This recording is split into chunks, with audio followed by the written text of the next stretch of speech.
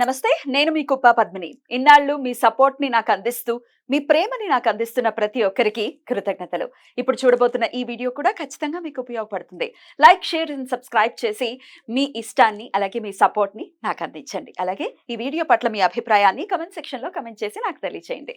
నమస్తే. Welcome to our channel. నేను పద్మిని. ప్రస్తుతంతో పాటు ప్రముఖ ఆధ్యాత్మికవేత్త, వాస్తు జ్యోతిష పండితులు శేషగిరిరావు గారు ఉన్నారు. మాట్లాడదాం. సార్ నమస్కారం అండి. నమస్తే అండి. బాగున్నారండి?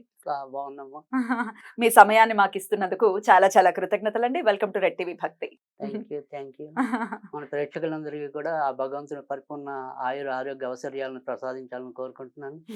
గోచారంతో సంబంధం లేకుండా అందరి జీవితాల్లో కూడా వెలుగులు కావాలని కోరుకుంటున్నాను. మనస్ఫూర్తిగా మేము కూడా అదే కోరుకుంటున్నాం. కాకపోతే గోచార రీత్యా ఉండేటటువంటి ఫలితాలు ఖచ్చితంగా ఉంటాయి. గ్రహచారం ఒక ఒక మేజర్ రోల్ ని ప్లే చేసినప్పటికీ గోచారం కూడా ఆ రోల్ ని ప్లే చేస్తుంది. కాబట్టి నేను మిమ్మల్ని ఇప్పుడు గోచార రీత్యా ద్వాదశ రాశులకి కూడా, అంటే ఇప్పుడున్న గోచార రీత్యా ద్వాదశ రాశులకి ఎట్లాంటి ఫలితాలు రాబోతున్నాయి అనేది అడగదలుచుకున్నానండి.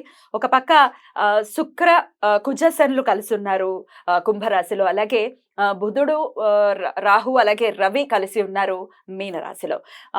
మేజర్ గ్రహాలు అంటే 6 గ్రహాలు ఇంచుమించు ఒకే దగ్గరలో ఉన్నటువంటి పరిస్థితి. ఇట్లాంటి గోచార పరిస్థితులు ఉన్నప్పుడు ద్వాదశ రాశుల మీద ఎలాంటి ఇంపాక్ట్ ని చూపిస్తుంది ఒక్కసారి మీ ద్వారా? తప్పకుండా. అంటే ఇక్కడ మనం ఏదైతే ఇప్పుడు ఈ సంయోగం అంటాం, గ్రహాల సంయోగం అనుకోండి, అది ఒక్కొక్క బిందువులో వారు ఇంకా దగ్గరగా ఉన్నప్పుడు దాని ఫలితం అనేది ఇంకో రకంగా ఉంటుంది. అయితే ఇక్కడ మనం మాట్లాడాల్సింది ఏంటంటే కనుక ప్రతి ఒక్కరి మీద ఒకే రకమైన ప్రభావం అనేది ఉంటుందా అనేది కొంతమందికి వస్తుంది. అంటే ఇప్పుడు సపోజ్ ఒక అశ్విని నక్షత్రంలో పుట్టిన వారు కొన్ని లక్షల మంది ఉంటారు. అవునండి. సో ఈ గోచారాన్ని ఎంత వాళ్ళకి కరెక్ట్ చేయాలి అనేది అందరం మనం నిరంతరం తప్పించే విధానం, ప్రశ్నార్థకమే అది ఎలా ఉంటుంది అనేది. సో ఇక్కడ ప్రత్యేకంగా మనం మాట్లాడుకోవాలంటే కనుక 3 విషయాలు ప్రతి రాశిలో కూడా మున్ముందు, అంటే సమీప ఒక 2-3 నెలల భవిష్యత్తు కనుక తీసుకుంటే కనుక కనీసం ఒక 3 నెలలు వివిధ కోణాల్లో ముఖ్యంగా వచ్చేప్పటికీ ఆరోగ్య సమస్యలు పెరుగుతాయి. ఒకటి ఎవరెవరికండి చెప్తా. సో ఆరోగ్య సమస్యలు అనేది పెరుగుతాయి. తర్వాత ఎవరైతే ఈ కొత్తగా గర్భం దాల్చి ఉంటారో, అంటే రీసెంట్ అనుకోండి, వాళ్ళకి కూడా ఒక్కోసారి గర్భస్రావ ప్రమాదాలు ఉంటాయి. తర్వాత రెండోది, ఎవరికైతే క్షణికావేశం ఉంటుందో ఆ షార్ట్ టెంపర్తో చేసే నేర ఘోరాల సంఖ్య పెరుగుతుంది. సో అందుకని ఖచ్చితంగా ఈ 2-3 నెలలు కూడా ఏ రాశి వారైనా ఎంతో కొంత జాగ్రత్త తీసుకోవాలి. స్ట్రెస్ఫుల్ లైఫ్ ఉంటుంది 2-3 నెలలు. సో అది ఎలా ఉంటుంది అనేది ఒక్కొక్క రాశిని బట్టి చెప్దాం. తప్పకుండా.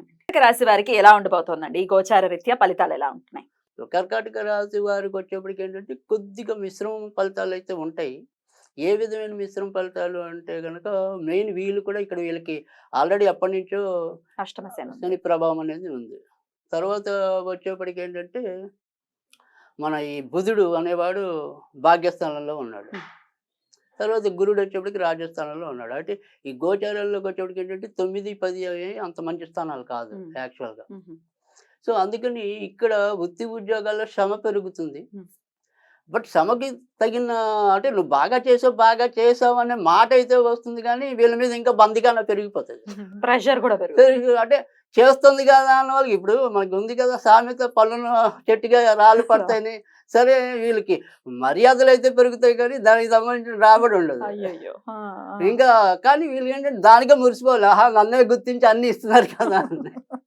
సో ఆ రకమైన ఆనందం అయితే వీరికి లభించడానికి అయితే ఉంటుంది, కానీ దానికి తగినంత రాబడి అయితే ఉండకపోవచ్చు. తర్వాత రెండోది ఏంటంటే ముఖ్యంగా ఈ శని యొక్క ప్రభావం వల్ల వీళ్ళకి తరచూ ఏదో రకమైన అనారోగ్యం. ఈ నెల అంతా కూడా ఎముకలు, నరాలు, కీళ్ళతో ఇబ్బంది పడ్డాం అనుకోండి, మరో నెల అంతా కూడా కఫ సంబంధించిన ఇబ్బందులు ఉంటాయి. సో ముఖ్యంగా ఈ ఎలర్జీకి సంబంధించిన ఏమైనా కూడా రావడానికి అవకాశం ఉంటుంది.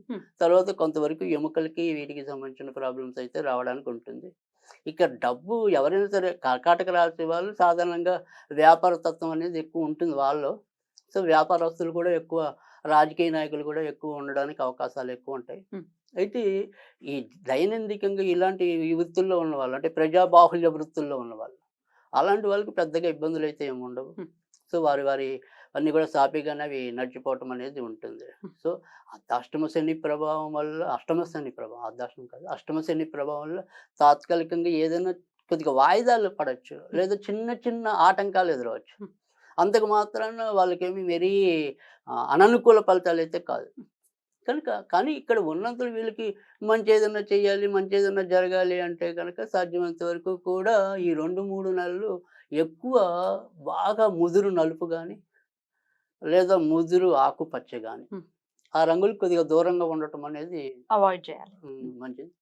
ఇక సరే పూజలు అలాంటివి ఏమైనా పరిహారాలు చేయాలి అనుకున్నప్పుడు శనివారాలు సాయంకాలాలు కనుక కుదిరితే, సాధారణంగా ఎక్కువ శాతం మందికి వీకెండ్ అనేది ఇప్పుడు శనివారాలు 2 సెలవు దినాలు కానీ ఎక్కువ మందికి ఉంటున్నాయి కాబట్టి ప్రాబ్లం ఉండదు అనుకుంటున్నాను. సో అలాంటి వాళ్ళు ఈ శనివారాలు సాయంకాలం పూట నువ్వుల నూనెతో 8 ఒత్తులు దీపం వెలిగించాలి. సో దానివల్ల వీళ్ళకుండే మరి ఏవైనా ఇబ్బందులు ఉంటే వాటి నుంచి తప్పించుకోగలగటం అనేది కూడా ప్రదోష సమయంలో నువ్వుల నూనెతో 8 ఒత్తులు వేసి దీపం వెలిగించమంటున్నారు. రైట్. ప్రదోష సమయం అంటే సూర్యాస్తమయం సమయం. రైట్. అద్భుతం అండి. తప్పకుండా అంటే ఎన్ని వారాలు ఇలా చాలా బ్యూటిఫుల్ గా ఎక్స్ప్లెయిన్ చేశారు. డెఫినెట్ గా ద్వాదశ రాశులకి కూడా ఈ గోచార రీత్యా వచ్చేటటువంటి ఫలితాలు ఎలా ఉంటాయి అనేది తెలియజేశారు. అలాగే రెమెడీస్ కూడా చెప్పారు, రాశి వైజ్ కూడా చెప్పారు. కాబట్టి అందరికీ కూడా ఈ 2 నెలలు చాలా బ్యూటిఫుల్ గానే వెళ్ళాలని మనస్ఫూర్తిగా వెళ్ళాలని మనకు కూడా కోరిక. తప్పకుండా మీ సమయం ఇచ్చి మాకు ప్రెడిక్షన్స్ ని తెలియజేసినందుకు చాలా చాలా కృతజ్ఞతలండి. నమస్కారం. Thank you.